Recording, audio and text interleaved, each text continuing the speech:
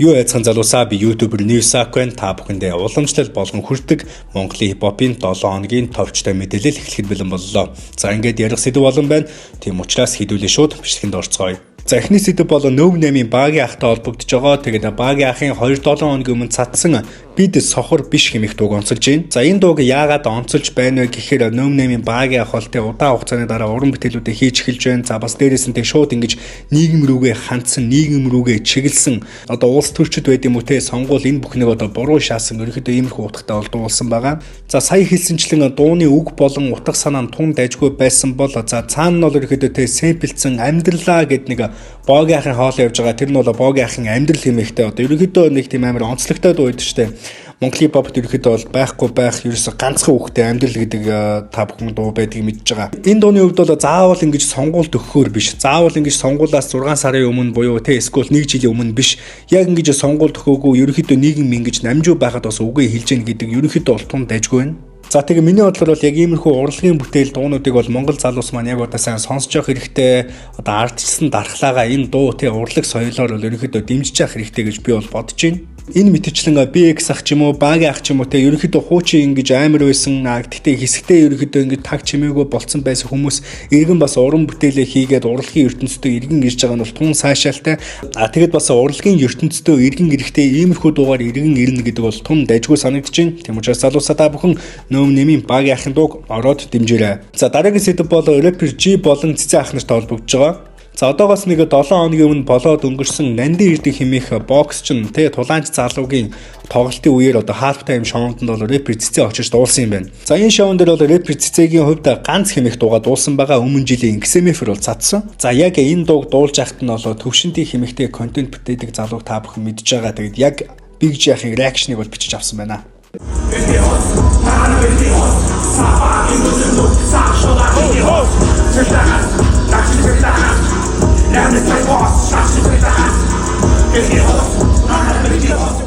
За яг энэ дуун дээр бол Big G ахын реакшн бол маш сонирхолтой гарсан байгааг харж байгаа. Ерөнхийдөө тэг шууд ингэж толгоогоо тохиол үгүй дээ гэсэн хэм маягийг бол ерөнхийдөө харуулж байна.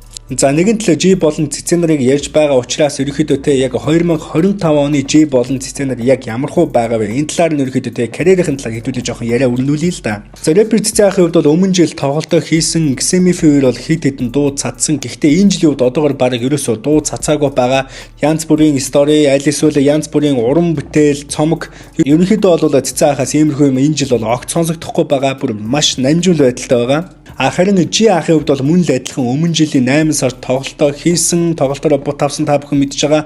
Бас дээрээс нь он гараад бас уран бүтээлийг ерөөсөө огт хийгээгүй байгаа. Цомгийн ерөнхийдөө ажилд орсон гэж би нэг хүнээс бол хальт сонссон. Гэхдээ үнэн ч үж магадгүй, худлаач үж магадгүй. Бас түүнтэй холбоотой бас нэгэн шоу мэдээлэл гэх юм бол рэпер Big G тэ өөрийгөө одоо дараагийн төвшний Big G болох гээд flow ч гэдэм үү тэ уран бүтээл, клип бүх зүйл дээр ерөнхийдөө ажиллаж байгаа, өөртөөгөө ажиллаж байгаа гэсэн мэдээлэл байгаа.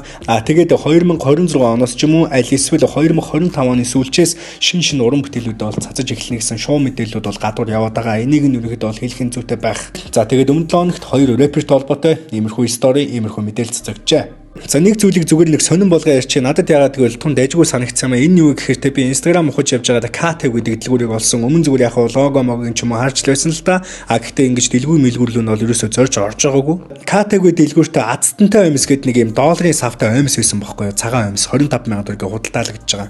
25k-аар аймс авахтаа гарч татдаггүй. 25k-аар аймс автал урамшуулалт нь 36 сая төгрөг ороод ирвэл та ямар эможи дүрд орох вэ? Манай азтантай аймсыг захиалгыг хүсвэл аз гэж бичээд аваарай. За нэг иймэрхүү утгатай пост охин би ерөөхдөө аз гэж бичээд тэр ОМС-ийг бол захиалж авсан байгаа, гүргүүлээд авсан. Өмнө нь би бол сонсч лсэн л да. KTV ОМС үнэхээр сайн тий маш их грамм татдаг. Тэгээд чигмиг татдаггүй, маш удаан цоордог мордог гэ баргийн цоордог мордог зүгээр сонсч ийсэн. Тэгээ ерөөхдөө захиалаа авсан чинь тагийг аваад ерөөхдөө ингээд тагийн тоглохыг харсан чинь нэг юм код байсан л да. За тэр код нь бол 0-оос 10,000 хүртэлх код байгаа юм бэлээ. Надад бол нэг иймэрхүү код таарсан. Тэгээд 10,000 ОМС нь зарагдаж дуусгаар тэгээд 10,000 хүн дундаасаа цорын ганц азтан 36 сая төгрөгөөр шагнах юм байлаа. Ер нь бол ерөөдөө маш сонирхолтой.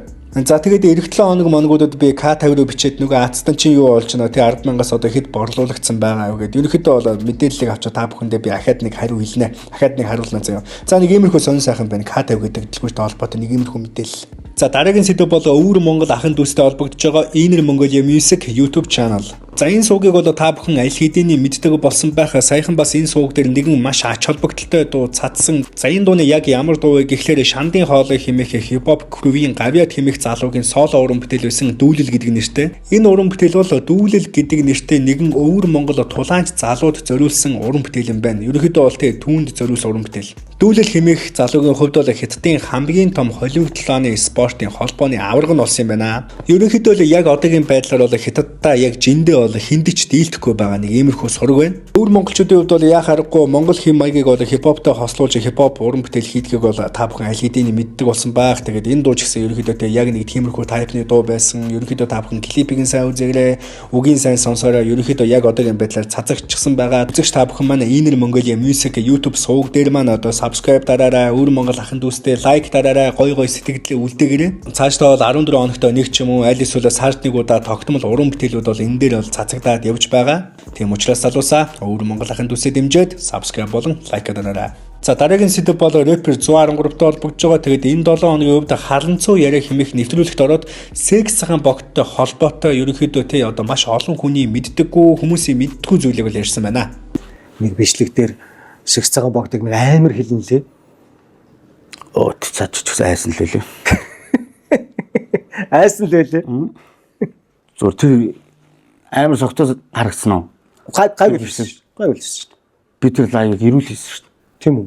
Хүмүүс нөө согт. Зүгээр тэрэн дээр яг нэг юм ганц пи уудсан болохоор нөө согтуу гэж. Би тэр өдөр 2 пи уусан. Тэр 2 дахь нь яг лайв дээр уусан. Баймар стресстэй гэрлэгөө орсон. Тэр өдөр. Тэс тог тасарсан байт юм байна. Тэгэл бүр амар гинт байна. 21-р 100 тог тасарч ингээд шууд уурлаад би лайвыг л яг тэр лайв дээр ч яг хэлдэг. Оо писта тог ирчлээ мэж.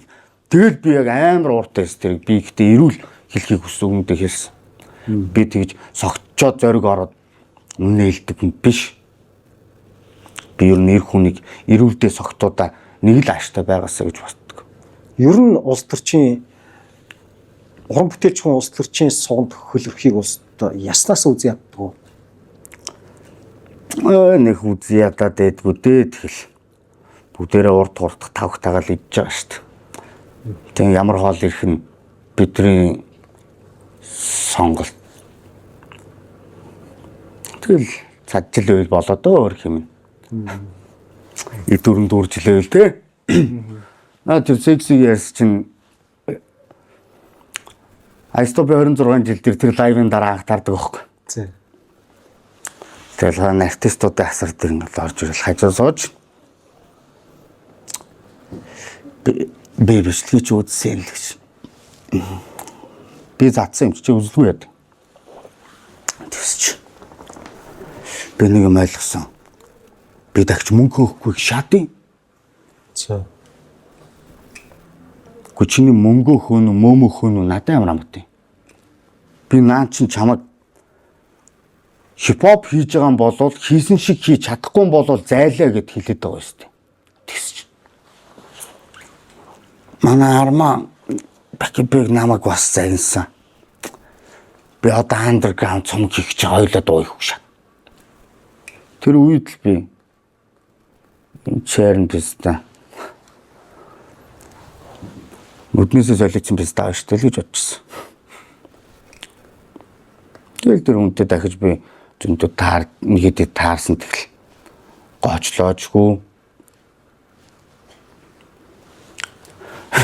Тэгэл би тэр хүнийг дахиж доромжлоогүй шүү дээ.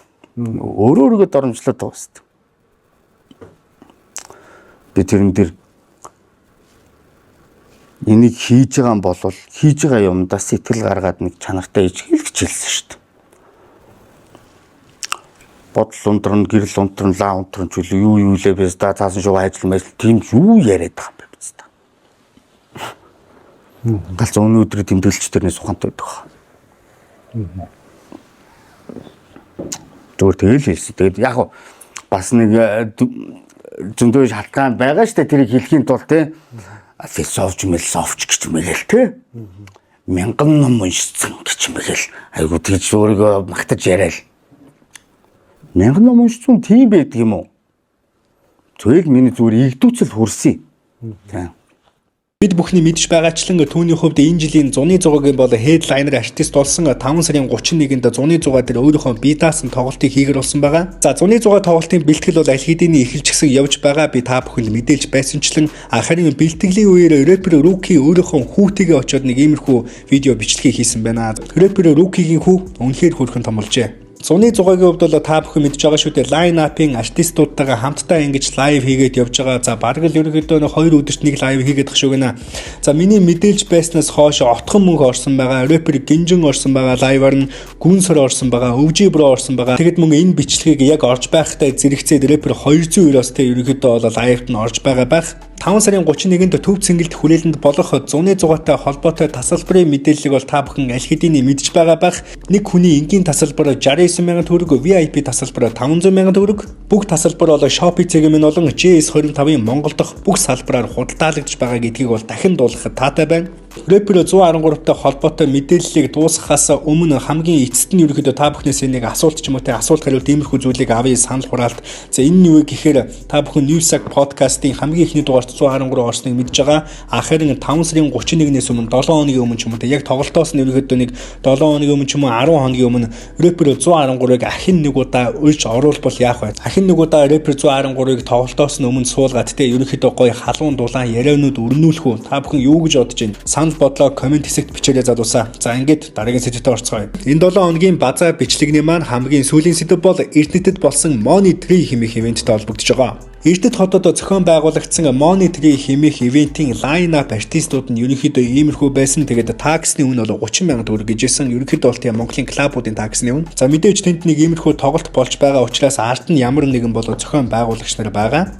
За энэ тоглолтыг яагаад онцолж ярьж байна вэ гэхлээр ерөнхийдөө зохион байгуулалтын хувьд бол баг зэргийн асуудалтай болсон байгаа. Ялангуяа тэр асуудал нь зохион байгуулагч нартай холбоотой мөнгөний асуудал байгаа. За рэпер шоугийн хувьд бол нэг иймэрхүү стори хийсэн энэ тоглолттой холбоотой. Ахиж Эрдэнэт хотод дуулахгүй. Гэхдээ бүгдэнд нь маш их хайртай шүү. Баярлалаа. Кристанрын мөнгөөр үлсээгүй байгаа шүү. Сайхан хооллоорой лалруудаа. Шувуугийн маш хүчтэй энэ сторины дараа Young Sub бас нэг иймэрхүү стори хийсэн. Money Tree гэдэг нэртэй ивент шаацсан хаахаа.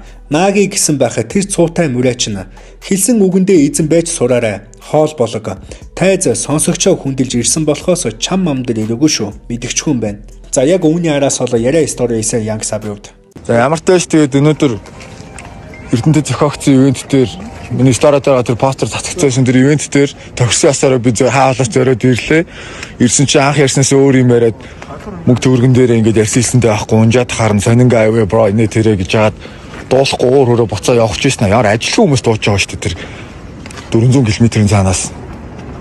Тэгээд за гэж дуурлаа гаргахснаа энд заал цугласан байгаа 4-10 жилийн хүүхдүүдийг за тайзаа хүндлээд энэ сонсогчтой хүндлээд Явтаж тайз руу брон гарлаа шүү гэдэг. Затаас тэр мигийн бүгдийн юм а би бол тайз руу гараад айгу ууртай гараад хэлсэн тийм. Миний үг бол ойлгохтойгүй юм шиг байлээ тийм. Явтаж guys өнөөдөр таарт саагчаад явах сайхан байлаа. Тэгээ мөнгө төргий чи авахгүй гэдэг тайзан дээр хэлсэн миг хаачин лээ. Хинэ хаасын бүү мэдээд залгаж малгасан чинь тэгээ дуцмц заахгүй. За бай Эрдэнэт пиза явтаж. Тэгээд энэ тоглолтыг үзсэн манай нэгэн Эрдэнэтийн сонсогч маань иймэрхүү бичлэгийг бас явуулсан.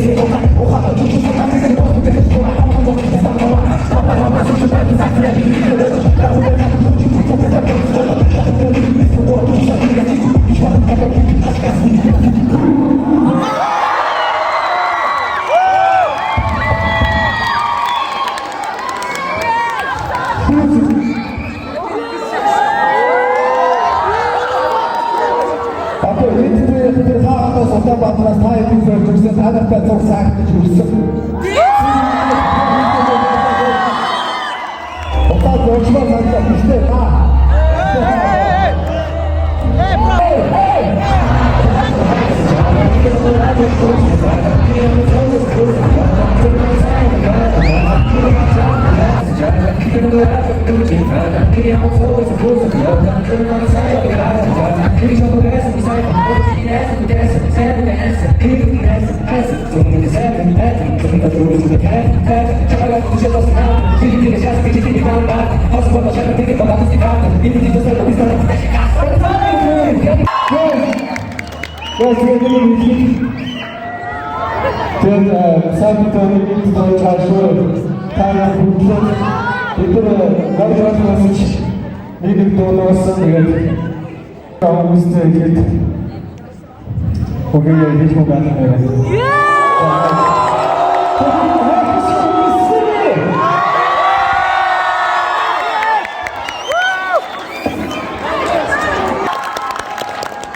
Иймэрхүү бизнесийн талын яриа, тоглолтын яриа болоо яг хэлсэн ярьсандаа байх хэрэгтэй та бүхний мэдж байгаачлан. Мэдээж оргуу хоосон худлаа зүйл ярина гэж огт байхгүй. Тэгээд шоу болон Young Sub-ны хувьд бол тайз сонсогч нараа хүндлээд гарсан гэж байгаа. Яа харахгүй 400 гаруй километрийн цаанаас ирсэн учраас за үүнд нь бол хоёр рэперт бол респект. Цаана яг юу болоод өнгөрсөн нарийн ширийн мэдээллийг мэдэхгүй ч гэсэн яг энэ мэдээллийг харахад бол яг энэ мэдээллийг ерөөдөө өнгөц харахад бол бүх зүйл ойлгомжтой байна. Яг энэ жишээтэй адилхан үйл явдал бол Монголд Мерсээр тохиолдоод байдгийн шиг байгаа. Тэгээд 2 жилийн өмнө л үү Wolfism болон 113-наар өвжи брогийн нэвтрүүлэгт ороод нэг иймэрхүү юм ярьжсэн юм а. Өөрсдийнхөө ерөөдөө мөрөөсөн түүхээ. Зохион байгуулагч нар маань цаашдаа иймэрхүү зүйлийг огт битгий хийж байгаарай. Уран бүтээлч сонсогч нар маань иймэрхүү зүйлийг мэдсэн бол хизээж битээ дуугаа өнгөрч иймэрхүү зүйлийг битгий өөгшүүлээрэ. За тэгээд энэ 7 хоногийн Монголын попын товчтой мэдээлэл энэ хүрээд өндөрлөж байна. Та бүхэн манай сувгт subscribe дараагаа дараарай залуусаа.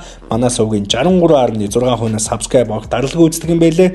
Тэм учраас та бүхэн манай сувгт subscribe дараарай. Бичлэг таалагдсан бол лайк дарахаа битгий мартаарай. Сакаут түлхэртэй үзэгчтэй.